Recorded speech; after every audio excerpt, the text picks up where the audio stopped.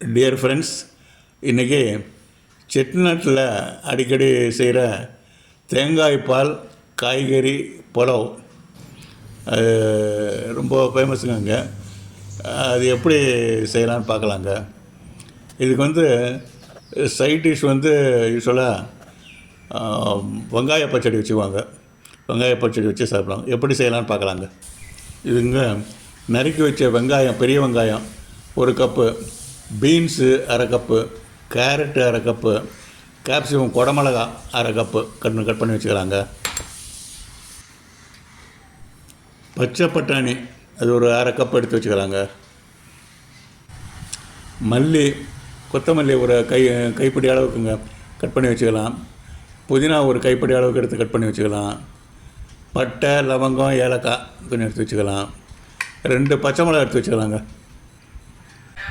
இஞ்சி பூண்டு பேஸ்ட்டுங்க அது ஒரு 1/4 கப் எடுத்து வச்சுக்கலாங்க. சீரக சம்பா அரிசிங்க 2 டம்ளர் எடுத்து வச்சுக்கலாங்க. எடுத்து வச்சுட்டு நல்லா கழுவிட்டு கொஞ்ச நேரம் ஊற வச்சிடலாங்க. ஒரு பாதி மூடி தேங்காய் எடுத்து ஸ்லைஸ் பண்ணி வச்சுக்கலாங்க. மிக்சியில் போட்டு அரைக்கிறது அந்த மாதிரி ஸ்லைஸ் பண்ணி வச்சுக்கலாம். அந்த தேங்காய் துண்டுகளை எல்லாம் எடுத்து மிக்ஸி ஜாரில் போட்டுக்கலாங்க. போட்டுக்கிட்டு தண்ணியும் ஊற்றிக்கலாங்க அதில். ஆனால் அதிகமாக ஊற்றாமல் கரெக்டாக அந்த தேங்காய் மூழ்கிற அளவுக்கு ஊற்றினா போதுங்க. அதை நல்லா மை அளவுக்கு அரைச்சிக்கலாங்க. இந்த அளவுக்கு அரைச்சிக்கலாங்க. அதில் இப்போ 1 டம்ளர் தண்ணி ஊற்றிக்கலாங்க.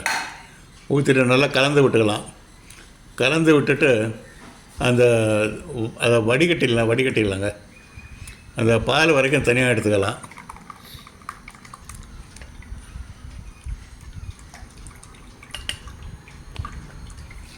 இப்போ இந்த திப்பியை எடுத்துங்க. திருப்பி மிக்ஸி ஜாரில் போட்டு ஒரு 1/2 டம்ளர் தண்ணி ஊற்றி திருப்பி இன்னொரு தடவை கிரைண்ட் பண்ணிக்கலாம்.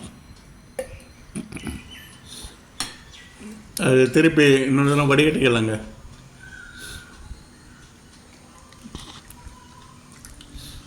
திருப்பி கொஞ்சம் மீதி பாலெல்லாம் இருக்கலாம், எல்லாமே இறங்கிட்டோம். அதில் இதை எடுத்து வச்சுக்கலாங்க. இப்போது புலவு செய்ய வேண்டிய பாத்திரத்தை அடுப்பில் போட்டுடலாங்க. அது நல்லா ஹீட்டான உடனே ஒரு 4 ஸ்பூனு வெண்ணெய் அதில் போட்டுக்கலாங்க. அது தாளிக்கிறதாக போட்டுக்கலாம். அதில் பட்டை, லவங்கம், ஏலக்காய் எல்லாம் எடுத்து வச்சு அதெல்லாம் போட்டுக்கலாங்க. போட்டு தாளிச்சிக்கலாம்.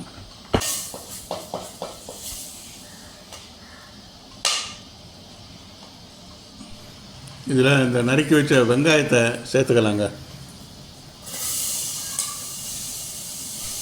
நல்லா கலர் வர்ற வரைக்கும் வதக்கிக்கலாங்க. அதை நல்லா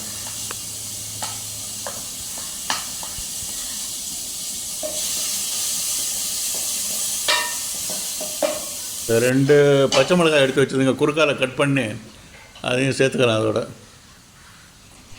அப்புறம் கட் பண்ணி வச்ச கேரட்டை அதையும் சேர்த்துக்கலாங்க.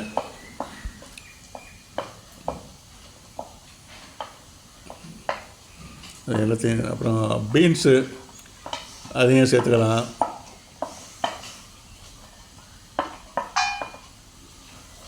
நல்லா வதக்கி விட்டுக்கலாங்க. எல்லாத்தையும் தண்ணி ஊற்றாமல் அந்த வெண்ணெயிலே வதக்கிக்கலாம் எல்லாத்தையும். அடுத்து இந்த பட்டாணியையும் சேர்த்துக்கலாங்க. எல்லாத்தையும் சேர்த்து வச்சு எல்லாம் கலந்து விட்டுக்கலாம். இந்த புலவு செய்கிறதுக்கு தேவையான பொருட்கள் எல்லாம் டிஸ்கிரிப்ஷனில் கொடுத்துட்றாங்க, தயவுசெய்து பார்த்துங்க. இஞ்சி பூண்டு பேஸ்ட்டு அதையும் சேர்த்துக்கலாங்க. அடுத்து இந்த குடமிளகா பீஸெல்லாம் சேர்த்துக்கலாங்க. அது கடைசியில் சேர்த்துக்கலாம், ஏன்னா முதல்ல போட்டால் சீக்கிரம் மசிடும். அடுத்து புதினா, கொத்தமல்லி அதையும் சேர்த்துக்கலாம். மஞ்சத்தூள் ஒரு 3/4 ஸ்பூன் சேர்த்துக்கலாங்க. அடுத்தது உப்பு ஒரு பெரிய ஸ்பூன் சேர்த்துக்கலாம். அப்புறம் எப்பவும் போல் பின்னால் கரெக்ட் பண்ணிக்கலாம்.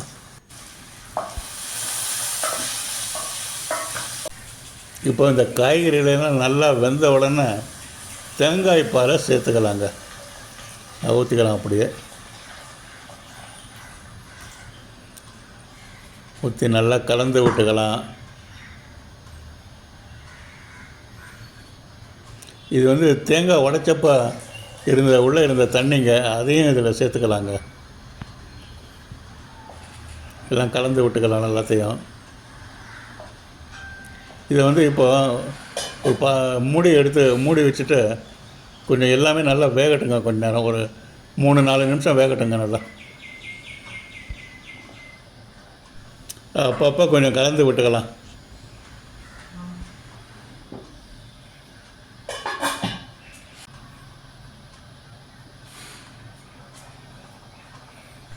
நல்லா கொதிக்கணுங்க, நல்லா கொதிக்கணும்.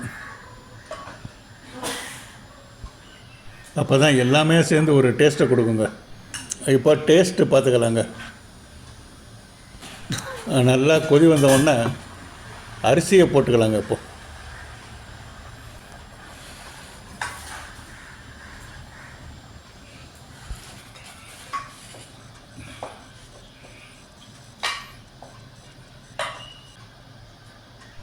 இப்போது கொஞ்சம் தண்ணீர் ஊற்றிக்கலாங்க.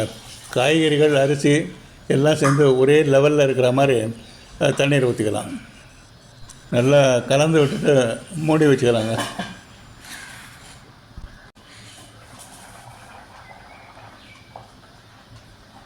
கொஞ்சம் திறந்து பார்த்துட்டு சாதம் வந்துருச்சான்னு பார்த்துக்கலாங்க.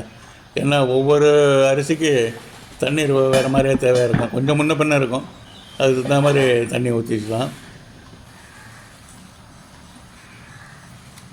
இதுலங்க புளிப்பு சேர்க்காதனால ஒரு எலுமிச்சம்பழம் புழிஞ்சு விட்டுக்கலாங்க. அதில்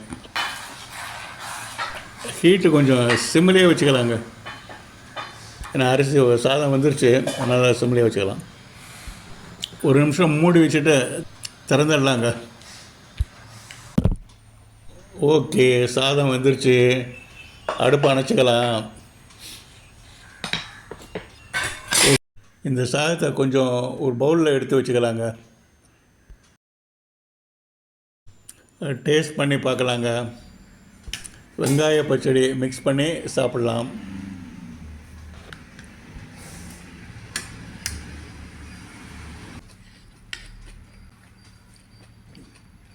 Thank you friends for watching.